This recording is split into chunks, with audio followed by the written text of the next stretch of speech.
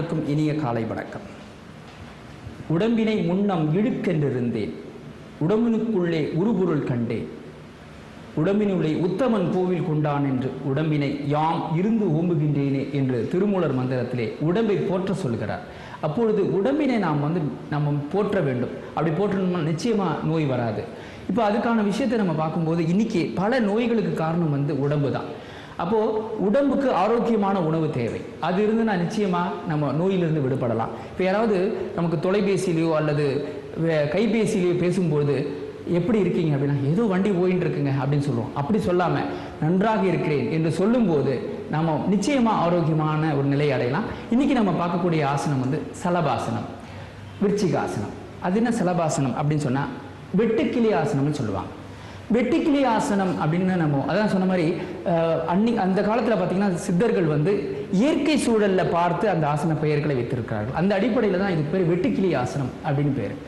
இந்த வெட்டுக்கிளி ஆசனத்தினுடைய தன்மை என்ன, இதனுடைய பயன் என்ன அப்படின்லாம் நம்ம பார்க்கலாம். அதுக்கு முன்னாடி இந்த பயிற்சியை எப்படி பண்ணணும் அப்படின்னு சொன்னால், இதை நம்ம படுக்கும்போது குப்புற படுத்துட்டு 2 கைகளை உள்ளங்கைகளையும் தொடையினுடைய அடிப்பகுதியில் வச்சுட்டு மெதுவாக காலை தொடையை மேல் உயர்த்தணும். இப்படி உயர்த்தினா நிச்சயமாக அந்த நிலை வெட்டுக்கிளி ஆசன நிலை தான். இது எல்லாராலையும் முடியுமா அப்படின்னு ஒரு அடுத்த கேள்வி வரும். நிச்சயமாக முடியும்.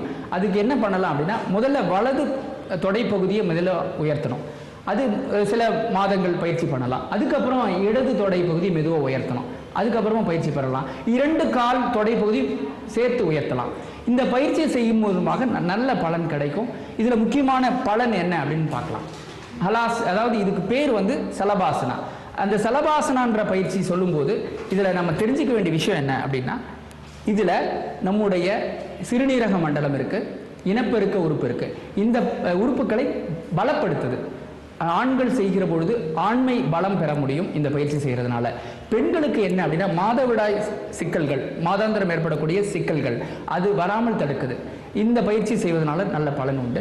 இந்த பயிற்சி அது மட்டும் அல்லாமல் இன்னொரு விஷயத்தை நம்ம தெரிஞ்சுக்கலாம். இன்னைக்கு அதிகமாக அச்சுறுத்தி இருக்கிற ஒரு நோய் அப்படின்னு சொன்னால் சர்க்கரை நோய். அது மாதிரி சர்க்கரை நோய் உள்ளவர்களும் இந்த பயிற்சியை செய்யும் போது தொடர்ந்து நிச்சயமாக அதிக பலனை நாம் பெற முடியும். இந்த பயிற்சியை செய்யும்போது தொடக்கத்தில் வலி ஏற்படலாம். அதாவது குடல் புண் இருக்கலாம், இரைப்பையில புண் இருக்கலாம். அது போன்றவர்கள் கூட இந்த பயிற்சியை செய்யலாம். இவ்வாறு செய்யறதுனால தொடக்கத்தில் ஏற்படக்கூடிய வலியிலிருந்து விடுபடலாம். ஏன்னா மெதுவாக செஞ்சு பயிற்சி பண்ணிட்டீங்கன்னா போதும், நிச்சயமாக இதுக்கு ஒரு நல்ல பலன் கிடைக்குது.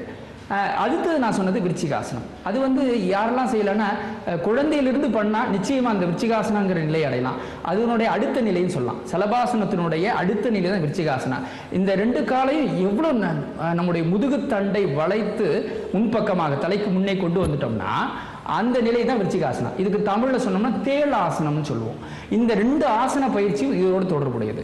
இந்த ஆசன பயிற்சியை நாம் மேற்கொள்ளும் போது இதில் முக்கியமான விஷயம், இரத்த ஓட்ட மண்டலத்தை சீரமைக்குது, இதயத்திற்கு நல்ல ஒரு பலத்தை சேர்க்குது. அது மட்டும் இல்லாமல் நுரையீரல் தொடர்பான பிரச்சனைகளுக்கும் இந்த ஆசனம் தீர்வு காண முடியும். இந்த பயிற்சியை நம்ம தொடர்ந்து நாம் செய்து பலன் அடையலாம். இதில் ஒரு விஷயத்தை நம்ம தெரிஞ்சுக்க வேண்டிய விஷயம், அதாவது இந்த சலபாசனா என்கிற இந்த பயிற்சியை பாதி சலபாசனா அப்படின்னு சொல்லுவாங்க. அர்த்த சலபாசனம்னு பேர். அந்த நிலையில் நம்ம செய்யலாம். அர்த்த சலபாசனா என்ன அப்படின்னா, வலது காலை என்ன பண்ணணும், இடது தொடை பக்கவாட்டில் வச்சுட்டு இடது காலை மட்டும் உயர்த்தணும். அதுதான் அர்த்த சலபாசனா. அதே போல் இடது காலை வலது பக்கவாட்டில் தொடையினுடைய பக்கவாட்டில் உயர்த்தினா அதுவும் அர்த்த சலபாசனா. வலது கால் அல்லது இடது கால் ஏதாவது ஒரு காலை மாற்றி மாற்றி நம்ம உயர்த்தலாம். இது மாதிரி பயிற்சி செய்யும் போது நிச்சயமாக நமக்கு பலன் கிடைக்கும். இந்த பயிற்சியை தொடக்கத்தில் செய்யணும் அப்படின்னு நினைக்கிறவங்க சிறுவர்கள் மாணவர்கள் செய்யும்போது 2 காலையும் நம்முடைய சுவரில் வைத்து மெதுவாக உயர்த்தி பயிற்சி செய்யலாம். அல்லது சின்னதாக நம்முடைய சின்னதாக நாற்காலி, நம்முடைய முக்காலின்னு சொல்லக்கூடிய அளவில் அந்த காலை மெதுவாக உயர்த்தி நம்ம பயிற்சி செய்யலாம். இவ்வாறு நம்ம ஏதாவது உபகரணங்களை வைத்து கூட இந்த பயிற்சியை செய்யலாம். இந்த பயிற்சி செய்து நிச்சயமாக நாம் பலன் அடைய முடியும். அடுத்தது விருச்சிகாசனா சொல்லும்போது, அந்த விருச்சிகாசனால ஏற்படக்கூடிய நல்ல பயன்கள் அப்படின்னு சொன்னால், நம்முடைய கழுத்து வலி, தோள்பட்டை வலி இவையெல்லாம் போக்கக்கூடிய ஆசனம் தான் விருச்சிகாசனம். அது மட்டும் இல்லாமல் நம்முடைய கண் பார்வையை தெளிவடைய செய்து நம்முடைய மன உறுதியை பலப்படுத்துகிறது இந்த ஆசனம். இப்போ வந்து வள்ளுவர் கூட சொல்றாரு, வினைத்திற்பம் என்பது ஒருவன் மனத்திற்பம் மற்ற எல்லாம் பிற. ஒருவன் வந்து வேலை செய்ய முயற்சி செய்கிறான், அதில் பல இடர்பாடுகள் வருது. அந்த இடர்பாடுகளுக்கெல்லாம் காரணம் என்ன அப்படின்னா அவனுடைய வேலையில் கவனம் இல்லாமல் அவன் கவலைப்பட்டுக்கிட்டே இருக்கான். அப்போ அவனுடைய நோக்கம் மாறிடுது. ஆனால் அது அல்ல முயற்சி என்பது. நம்முடைய நோக்கத்தை தெளிவாக வச்சுட்டா நிச்சயமாக அந்த இலக்கை அடையலாம். அப்படிதான். அதனால தான் வினைத்திற்பம் என்பது ஒருவன் மனத்திற்பம் மற்ற எல்லாம் பிற. அந்த உறுதிப்பாட்டை, அந்த மன ஒருமைப்பாட்டை தரக்கூடிய ஆசனம் சலபாசனம். அந்த சலபாசனத்தை செய்கிற பொழுது சிறுவர்களுக்கு நிச்சயமாக இன்னைக்கு தேவை. இன்னைக்கு வந்து நிறைய தொழில்நுட்ப வளர்ச்சி காரணமாக மனம் வந்து மாறிக்கொண்டே இருக்கிறது. அந்த மாற்றத்துக்கு ஒரு வடிகால் எது என்று சொன்னால் இந்த சலபாசனம். இந்த பயிற்சியை பயிற்சி செய்யும் போது நம்முடைய நினைவு கூடல் அப்படின்னு சொல்லக்கூடிய நினைவு ஆற்றலை பெருக்கக்கூடிய பயிற்சியாகவும் நம்ம எடுத்துக்கலாம். இந்த பயிற்சியை தொடர்ந்து செய்தால் நிச்சயமாக பயனடையலாம். சரி, இந்த பயிற்சியை எப்படி செய்யலாம் என்பதை இப்போ பார்க்கலாம். இப்பொழுது சலபாசனம் பயிற்சிக்கு செல்லலாம். அதற்கு முன்பாக வஜ்ராசனத்தில் அமர்ந்தவாறு சில வினாடிகள் மூச்சு பயிற்சி செய்ய வேண்டும். மூச்சு பயிற்சி செய்யும் போது மெதுவாகவும் முழுமையாகவும் மூச்சு காற்றை உள்ளெடுத்து மெதுவாகவும் முழுமையாகவும் வெளியிடுங்கள். சில வினாடிகள். பயிற்சியினை மெதுவாக தளர்த்திக் கொண்டு பக்கவாட்டில் திரும்பி மகராசனத்தில் படுக்க வேண்டும்.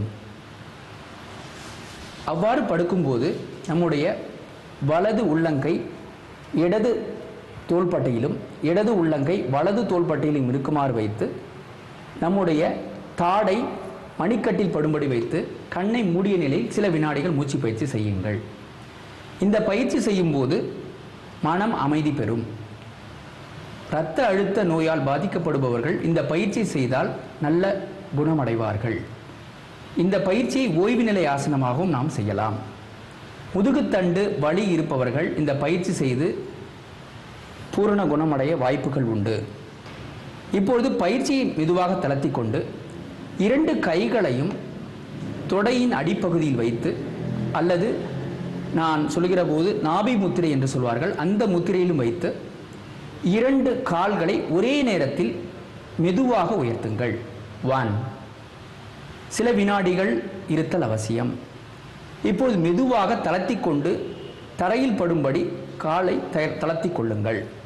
2, 3 மெதுவாக உயர்த்துங்கள். 4 தளர்த்தி கொள்ளுங்கள். 5 மெதுவாக உயர்த்துங்கள். மெதுவாக தளர்த்தி கொள்ளுங்கள். 6. இப்பொழுது இதே பயிற்சியினை நாம் ஏகபாத சலபாசனா என்ற நிலையில் செய்யலாம். அதாவது வலது கால் பாதத்தை இடது தொடை பக்கவாட்டில் வைத்து இடது காலை மெதுவாக உயர்த்தலாம். இதன் பெயர் ஏகபாத சலபாசனா. பயிற்சியை தொடங்கலாம். 1. பயிற்சியை தொடங்கும் போது நாம் கவனிக்க வேண்டியது 2 கைகளையும் தொடையின் அடிப்பகுதியில் வைத்தல் அவசியம். சில வினாடிகள் இருத்தல் அவசியம். 1, 2, 3, 4, 5, 6, 7, 8, 9, 10. பயிற்சியை மெதுவாக தளர்த்திக் கொள்ளுங்கள். இப்பொழுது மகராசன பயிற்சிக்கு செல்வோம். சில வினாடிகள் நீங்கள் மகராசன பயிற்சியில் ஓய்வு நிலை எடுக்கலாம். சில வினாடிகள் ஓய்வு நிலையில் இருத்தல் அவசியம். இதே பயிற்சியினை நாம் காலை மாற்றி செய்ய இருக்கிறோம். இடது காலை வலது கால் பாதத்தின் பக்கவாட்டில் வைத்து இப்பொழுது வலது காலை தூக்க வேண்டும். இதன் பெயர் ஏகபாத சலபாசனா. பயிற்சியை தொடங்கலாம். 2 கைகளையும் தொடையின் அடிப்பகுதியில் வைத்து இடது காலை வலது பக்கவாட்டில் வைத்து உயர்த்துங்கள்.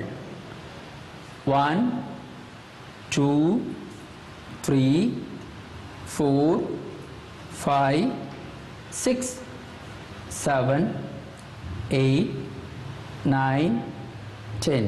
பயிற்சியை மெதுவாக தளர்த்திக் கொண்டு மகராசனா பயிற்சிக்கு வாருங்கள். சில வினாடிகள் மகராசன பயிற்சியில் இருத்தல் அவசியம்.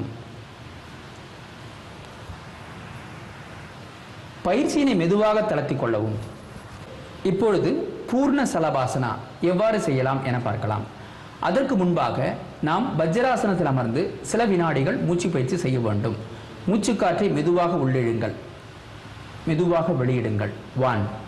மூச்சுக்காற்றை மெதுவாக உள்ளிடுங்கள், மெதுவாக வெளியிடுங்கள். 2. மூச்சுக்காற்றை மெதுவாக உள்ளிடுங்கள், மெதுவாக வெளியிடுங்கள். 3. பயிற்சியினை மெதுவாக தளர்த்தி கொண்டு பக்கவாட்டில் அமர்ந்தவாறு மகராசனத்தில் இருக்க வேண்டும்.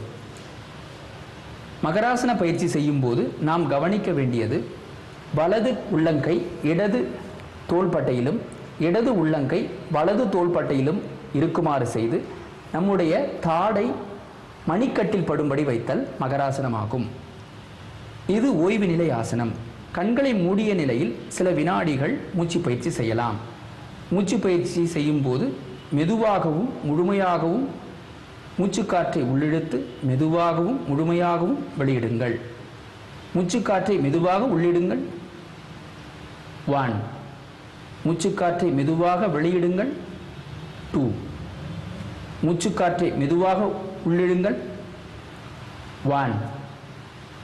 மூச்சுக்காற்றை மெதுவாக வெளியிடுங்கள். 2. இவ்வாறு சில வினாடிகள் மூச்சு பயிற்சி செய்யலாம். இப்பொழுது பூர்ண சலபாசனா நிலைக்கு செல்வோம். 2 கைகளையும் நாம் தொடையின் அடிப்பகுதியில் வைத்து மெதுவாக 2 கால்களை உயர்த்த முயற்சி செய்யலாம். இவ்வாறு செய்யும்போது நாம் கவனிக்க வேண்டியது, இது அதி உன்னத பயிற்சியாகும். எந்த பயிற்சி செய்தாலும் யோகாசன ஆசிரியர் முன்னிலையில் செய்தல் அவசியம். இப்பொழுது பூர்ண சலபாசன பயிற்சியை செய்ய இருக்கிறோம். மெதுவாக 2 கால்களையும் உயர்த்தி தலையின் உச்சந்தலையில் வைக்குமாறு முயற்சி செய்யுங்கள். இந்த பயிற்சியை மிகவும் கவனமாக செய்ய வேண்டும். இந்த பயிற்சி அதி உன்னத பூர்ண சலபாசனமாகும். இந்த பயிற்சியை செய்வது முன்பாக யோகாசிரியர் முன்னிலையில் பயிற்சி பெறுதல் அவசியம். 1, 2, 3, 4, 5, 6, 7, 8, 9, 10. பயிற்சியை மெதுவாக தளர்த்திக் கொள்ளுங்கள். இப்பொழுது பூர்ண சலபாசன பயிற்சியை தளர்த்திக் கொண்டு மகராசனத்தில் இருத்தல் அவசியம். சில வினாடிகள் மூச்சுக்காற்றை மெதுவாகவும் முழுமையாகவும் உள்ளிழுத்து மெதுவாகவும் முழுமையாகவும் வெளியிடுங்கள். இப்பொழுது முழுமையாக பயிற்சியை தளர்த்திக் கொள்ளலாம். இப்போ நம்ம பார்த்தோம் சலபாசனம், விருச்சிகாசனம். விருச்சிகாசனம் எப்படி இருக்கு? ரொம்ப கஷ்டமா இருக்குமே, நம்ம பையன் பண்ணுவாங்களா, நம்ம பொண்ணு பண்ணுவாங்களா அப்படின்னா எதிர்பார்ப்பீங்க. அதுக்கு என்ன முறை, என்ன மாதிரி முறையில் கற்றுக்கலாம் அப்படின்னா, முறையான யோகா ஆசிரியர்கிட்ட போனீங்கன்னா நிச்சயமாக அதுக்கான அடிப்படை விஷயத்தை சொல்லி தருவாங்க. அதனால் இதை பார்த்துவிட்டு நாம் முயற்சி செய்யக்கூடாது. எந்த யோக பயிற்சி செய்தாலும் யோகா ஆசிரியருடைய முதன்மையோடு செய்ய வேண்டும். மீண்டும் அடுத்த நிகழ்ச்சியில் சந்திக்கலாம். நன்றி, வணக்கம்.